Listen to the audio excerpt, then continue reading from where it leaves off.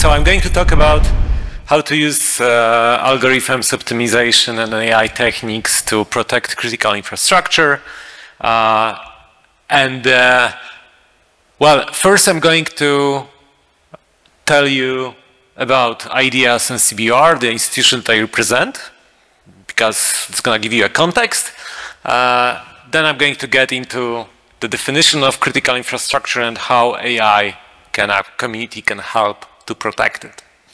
So IDEAS is a new research institution in Poland, which was established 2 years ago to promote AI research, but mostly to educate as many as possible PhD students on the top level, on the top world level.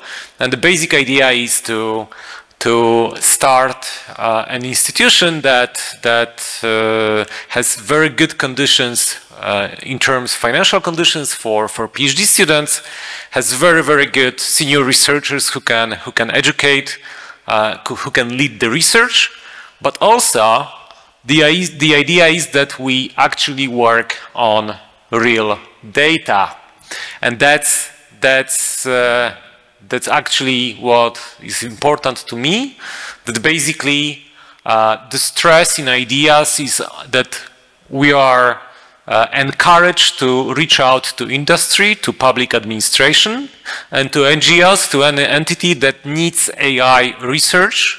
And if we identify a problem that is truly interesting from the research perspective, we are allowed to collaborate and to solve real-life problems.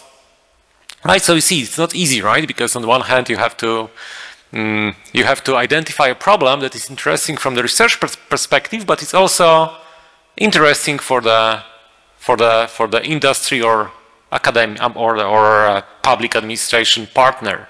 It's not easy, trust me, because most problems are already. We are quite far ahead in the literature compared to what is implemented in the industry in general. So, well, I'm not talking about the big companies, of course, but about these mid and small size companies. All right. So the nice thing for me is that we are allowed to work with public administration, we are allowed to reach out to them, and because of that, well, I'm going to talk about it later on, but basically because of that I'm able to try to contribute somehow to the security of critical infrastructure in Poland. So how we work? We don't have our own PhD school. We sign agreements with universities, with PhD schools from top universities in Poland, from good places.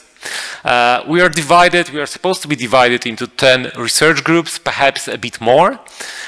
In total, we are going to have 100 postdocs and 100 senior researchers. We already exceeded, I guess, half of that, but we are still growing. So if anybody of you is interested, look at our website, and you will be able to, well, see what are our groups. I'm going to show you that a small snapshot, and then yeah, if you are interested, please apply. So the first group we have is this: our CEO, Piotr Sankowski. He's a brilliant Polish AI researcher, the only person in Poland that is a holder of 4 ERC grants. So that speaks for itself. Then that's Stefan Dziembowski, another ERC grant holder.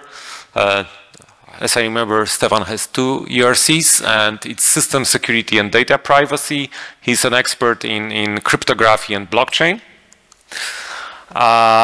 Tomasz P, a very interesting research group that does zero-waste machine learning, so basically how to optimize machine learning, especially related to vision.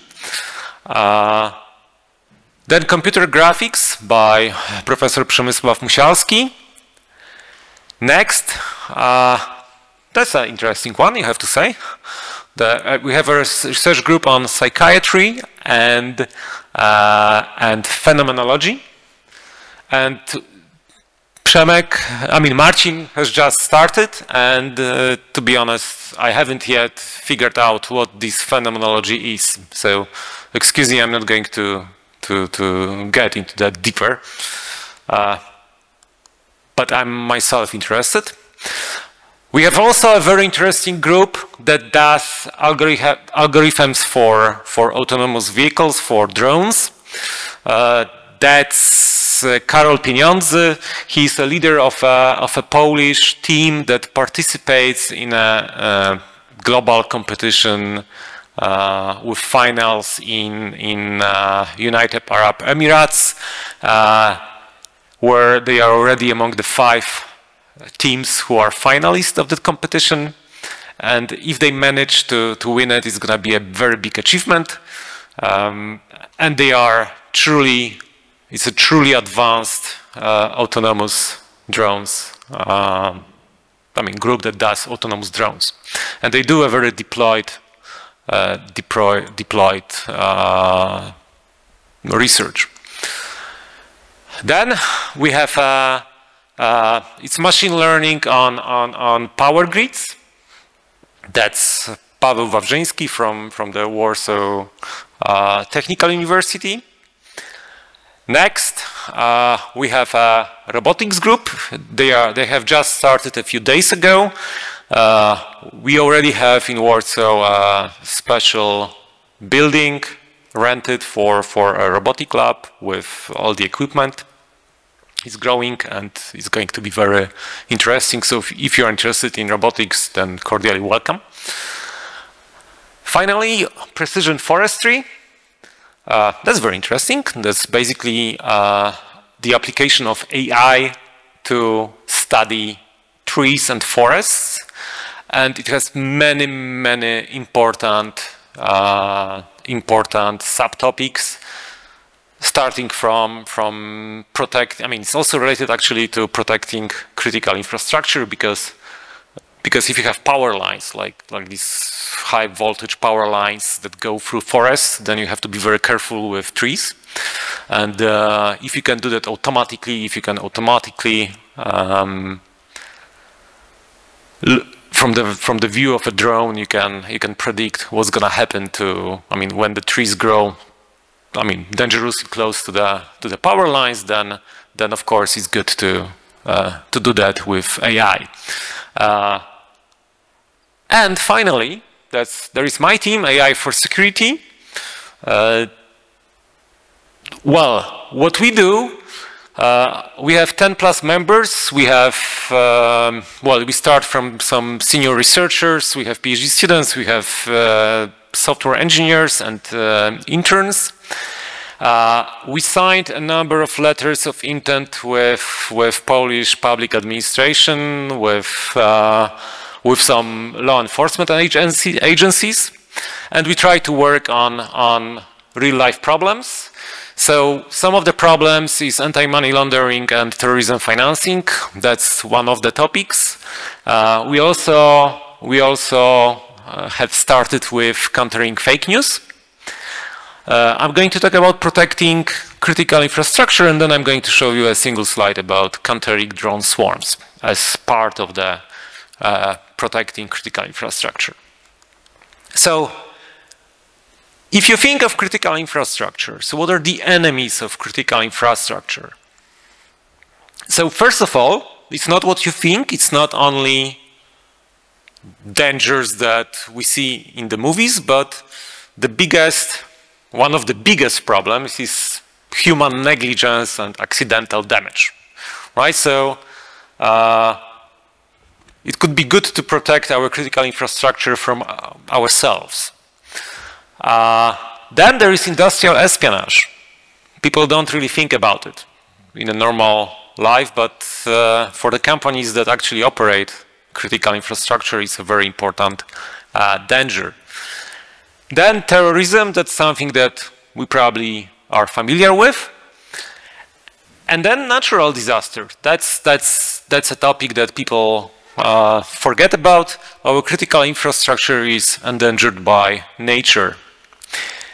Next, that's something that is related to the current geopolitical developments. We haven't had it for the last 30 years. Now we have it.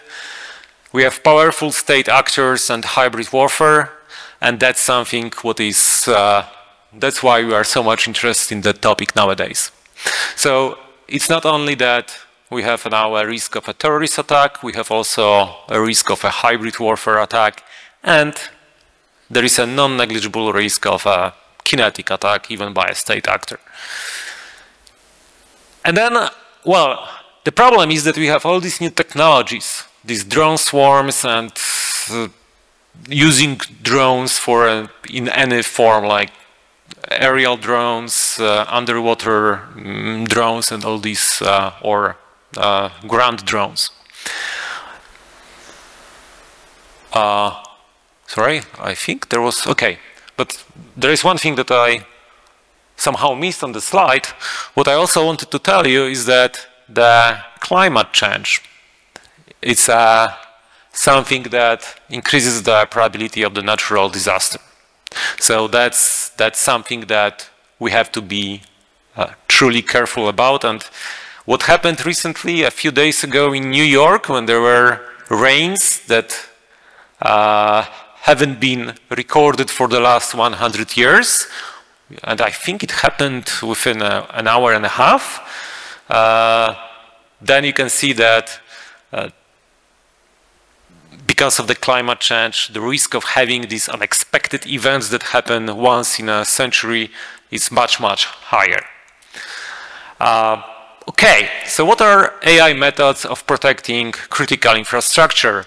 The first one is probably something that everybody thinks about. So it's the use of AI for to perform particular tasks. So we have this AI that operates, I mean, it's behind the CCTV cameras, for instance, and then it helps you to figure out whether there is a movement, whether there is a human on the picture, and it approaches a fence or something like that happens. So it's good for motion detection, it's good for biometrics, it's very good for, I mean, what is now being implemented in the CCTV cameras is this behavioral analytics. So we want to automatically figure out the intent of people on the video.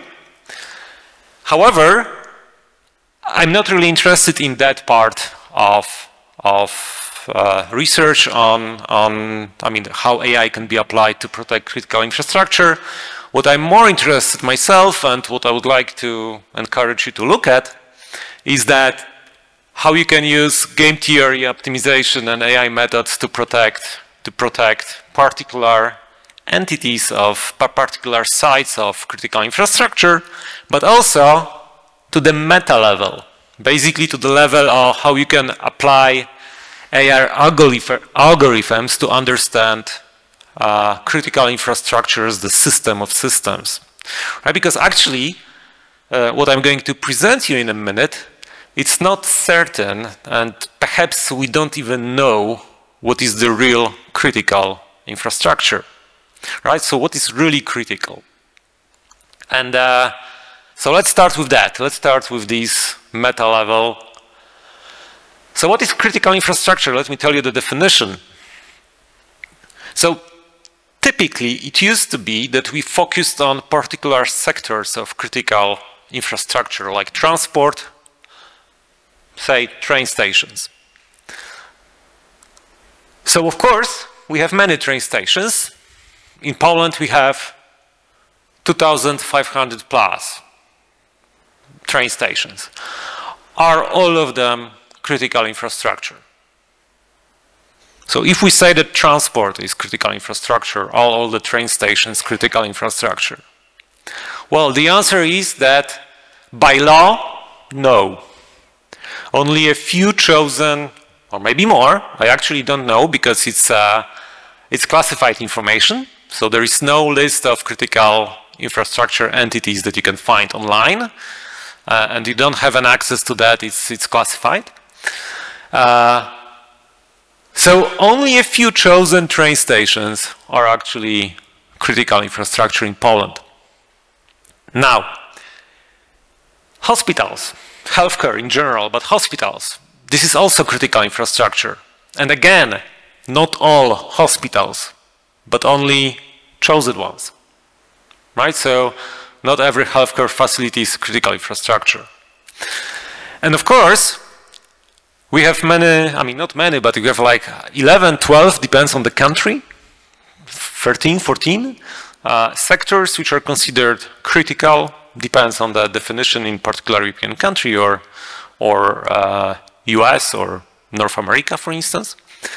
But you can see it's water supply, communication, emergency, financial services, food provision, public administration, and the problem with that definition, so, okay, in Poland, there is, as I told you, there is no public list of critical infrastructure entities, but it's, I guess, is between 500 and 700.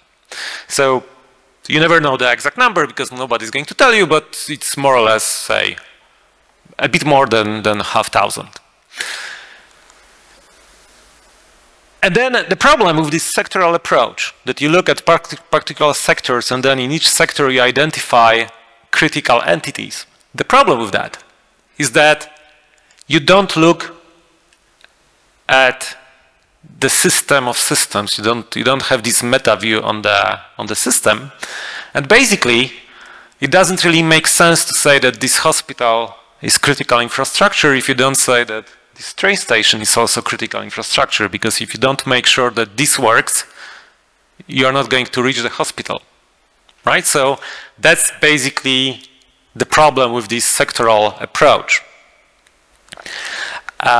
So because of that, and because of the recent development and the war, the Russian aggression on Ukraine, and also before, well, it's actually the works, I mean, they started to work on that much before, is the European Union Directive on Critical Entities Resilience. It's called CER, and CER basically doesn't have this entity-oriented approach, it doesn't look at sectors, but it's more functional approach. So basically what the European Commission says is that the countries now and the governments are responsible for making sure that you are provided with that you are provided with services that you need. So you are provided with communication, you are provided with financial services. So you may be a critical infrastructure entity if you are an IT company that services banks, because without you the banks are not going to operate, right? So we see that it's more functional, not by name sectoral.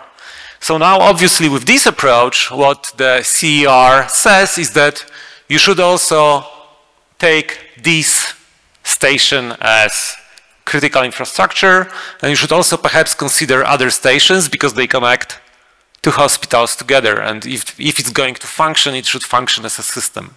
So this is the systemic functional approach. And one big problem that you have with that, and where your expertise can help, is basically how you are going to figure out in this changing landscape of human activity, what is truly, how we are going to analyze the available data and which data, and figure out what is critical infrastructure. It hasn't been yet done. So in many, many European countries, and I believe in almost most of them, it's an ongoing work to identify and to make this directive enforced, right? So it's something to be figured out still. So let's move now to game theory and optimization, and here I'm going to talk about things that are already known, and those of you who are from the AI community know that stuff. quite well, because I'm going to talk about security games. So that were introduced and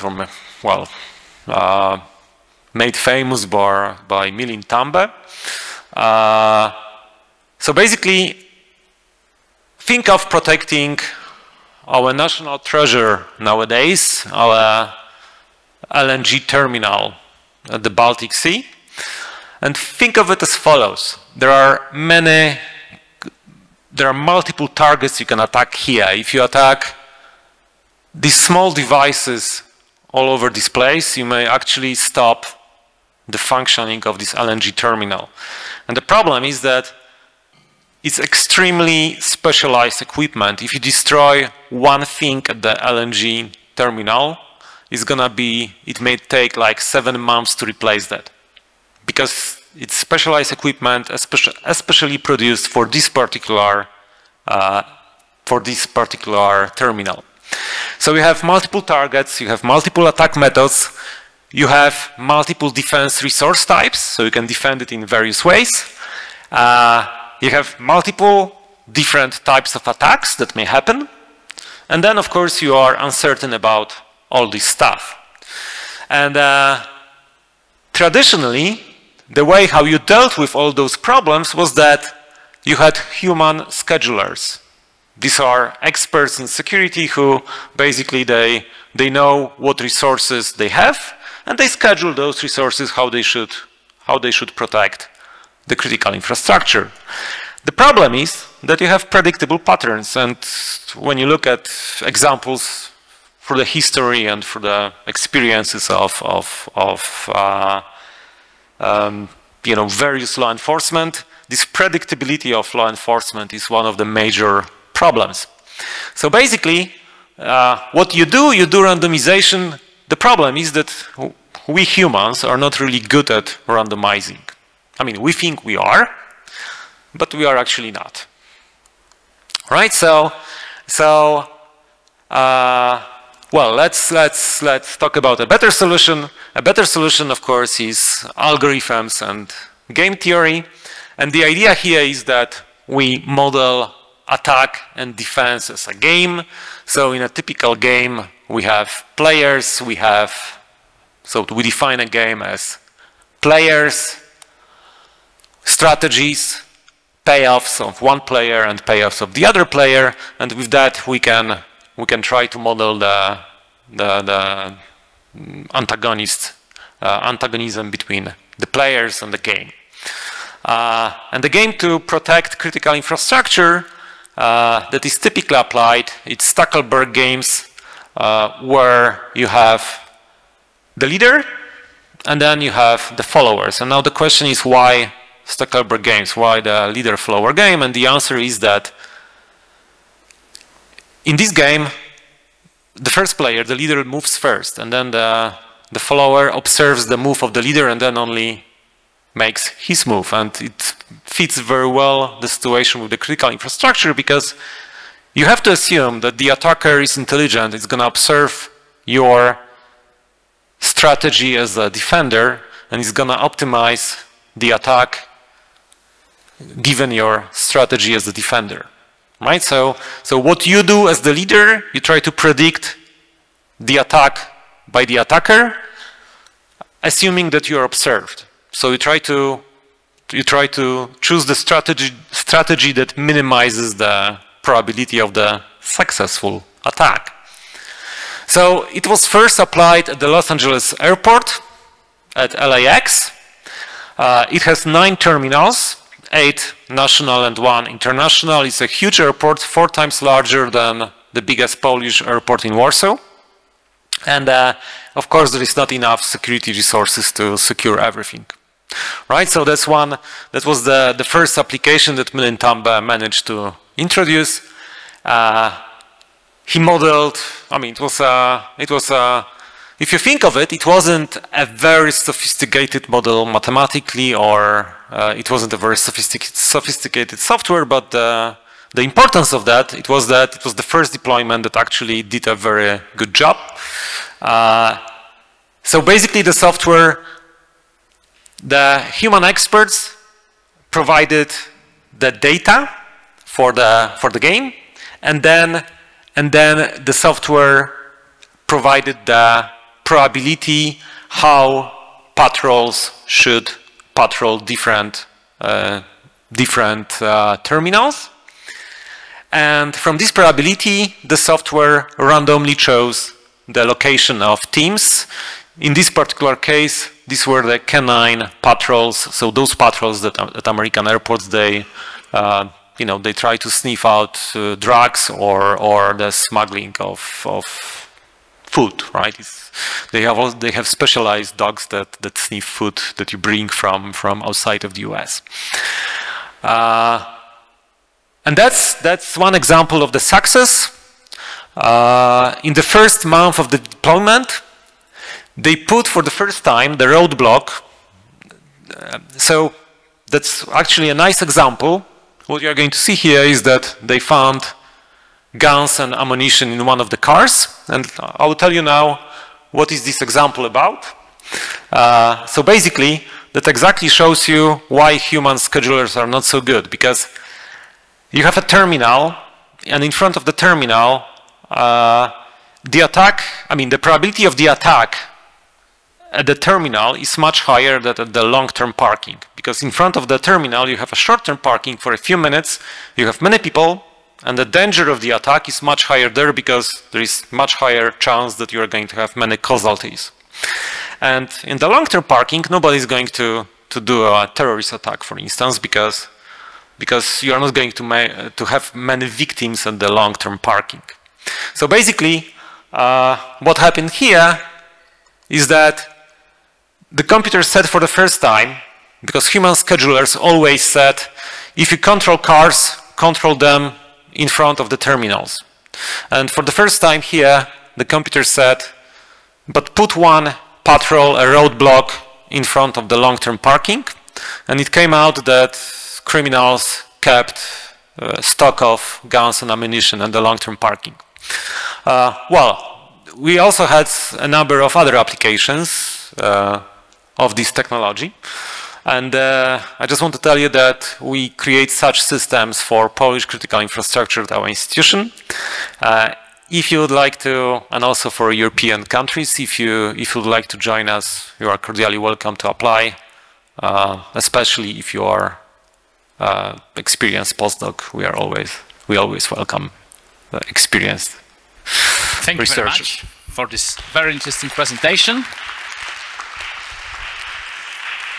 We have time for 2 questions. So if there is any question, please approach to the mic.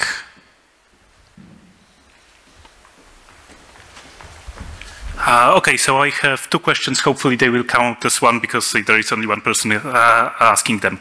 So the first question is, are the models that you are preparing public, or is it in some way secret or confidential so that only people from your institution can access it? Well, that is confidential. Okay, thank you. But what you publish, because you can still do a publication out of confidential research, in that you publish the research method, not the data, and it's mathematics that you publish, not the results of that so much, right? So you don't really talk about even the sector where you applied that. You can actually apply that in some other sector on some synthetic data, so it's manageable. Okay, thank you. This was the first question, and the second is, if you have something like, if you want to model attacking Świnoujście terminal as a game, then there is a multitude of possible strategies, a multitude of sensible payoff estimates. And that's why it's AI, because to solve this game, if you want to solve this game, the AI techniques come extremely handy. We talked in the panel session 2 hours ago about playing chess. AI playing chess, and that's why it's AI helpful in that research because it's like playing. I mean, the game is of the size of chess or even bigger. Yeah, this I understand, but I have a slightly different question. Namely, how are you sure that the payoffs or the possible strategies that you put into the game are sensible? Well, do you do some kind of sensitivity analysis? Well, it's not. Yeah. Well, look. Yes. So, well, it's. The results at the Los Angeles airport by Milin Tambe was that they were about 3 times more effective than the human strategies. So, of course, you are not perfect. There were cases that they didn't manage to catch. That's obvious. But they are better than human schedulers. So, you know, because we work on data that is delivered by human experts, because they do they say which targets are more valuable, which are less valuable, what attacks are more probable. Of course, it's all based on human, the data delivered by humans. However, it's still more effective than if it was done by an officer himself. Do you do maybe some kind of analysis where you check how the equilibrium of the game change when you perturb the expert's opinion? Yes, that has been also done, and it's quite. I mean, even if you assume that your attacker has limited rationality, it also works, right? So we are not, of course, at the same place, but you are close, right? So there is a robustness check of all these techniques. And from all this experience that we had so far, it's better to use it, like much better to use it than not to use it. Thank you. So very good questions. Thank you. Okay. Thank you very much, Tomasz, for a very interesting presentation once again.